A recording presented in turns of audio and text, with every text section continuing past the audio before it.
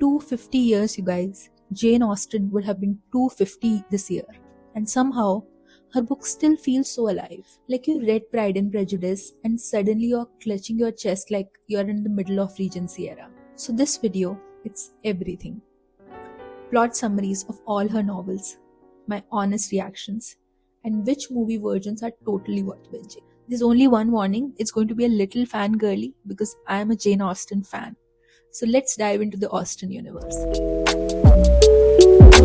To help the speaker lead his audience into the scene he described. First up, the ultimate classic, Pride and Prejudice. Enemies to lovers? Check. Sassy heroine who doesn't care about societal expectation? Check. A man who slowly and painfully realizes he was wrong and changes? Darcy. Check. Lizzie Bennet is sharp, she's independent, and she refuses to marry for anything less than love.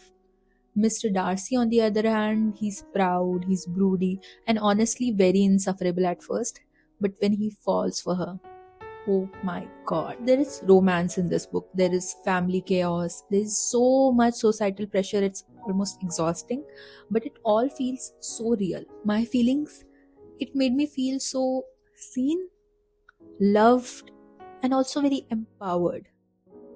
Now the must-watch adaptation of Pride and Prejudice. There was a movie in 2005 called Pride and Prejudice, starring Keira Knightley, Matthew McFadden. I'm sure most of you must have seen it. It was cinematic perfection. Pride and Prejudice 1995. This was a BBC miniseries. It had Colin Firth emerging from the lake. That's like the best scene. Pride and Prejudice. This was a fun Bollywood take. It starred Aishwarya Rai. This movie came out in 2004. Sense and Sensibility. Two sisters, Eleanor, calm, composed, bottling everything in, and Marianne.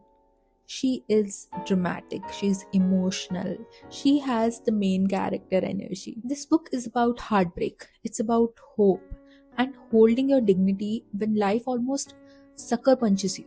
Eleanor was like a mirror. She was always pretending to be okay, and Marianne was who I secretly am inside. She's always falling hard, feeling too deeply. This book made me cry, like literally cry, real tears. The adaptations of Sense and Sensibility. There was one that came out in 1995 starring Emma Thompson, Kate Winslet, Hugh Grant, Alan Rickman. This was gold. I highly recommend this. This was so dreamy and heartfelt. Number 3, Emma. Emma is basically a Regency rom-com.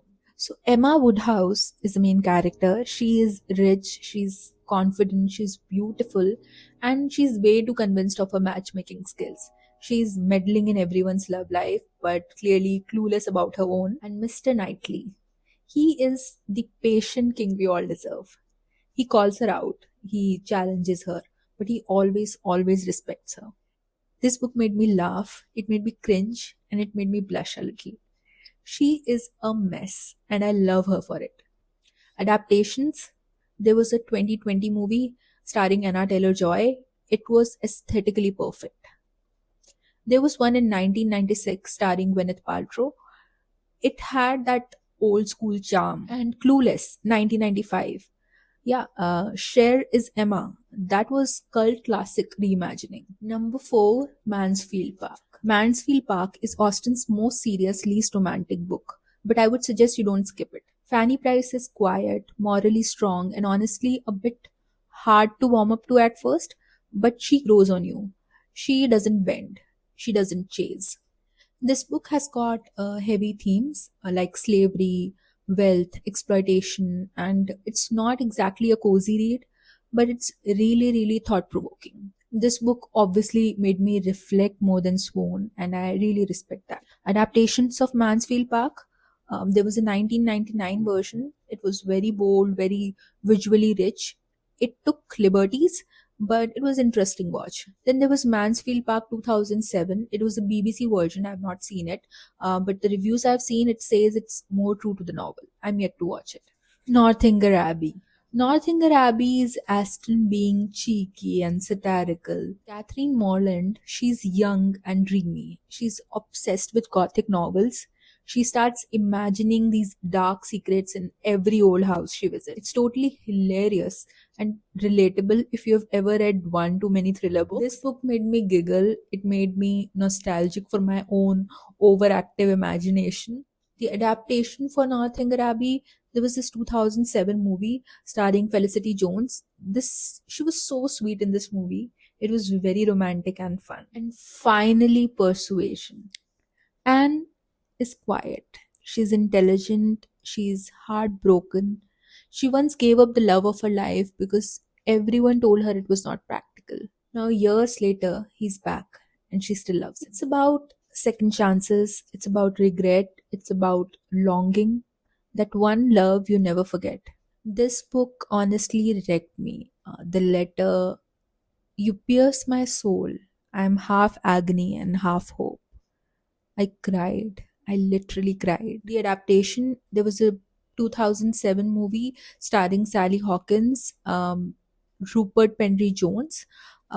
It was very elegant and it was very true to the tone. Then there was a 1995 version.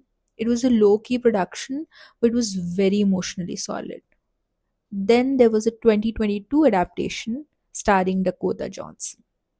Yeah, we don't talk about that one. So that's all six of Austen's completed novel, each one filled with strong women, slow burn romances, societal critique, and absolutely iconic dialogues. Jane Austen didn't just write romance, she wrote resilience. If you are new to her, start with Pride and Prejudice or Emma. If you have read them all, tell me your favorite heroine or favorite movie adaptation. And let's celebrate 250 years of Jane Austen by reading her again, watching her words come alive on screen, and letting her remind us that even in a corset, you can be fierce. Happy birthday, Jane Austen. Thank you for everything.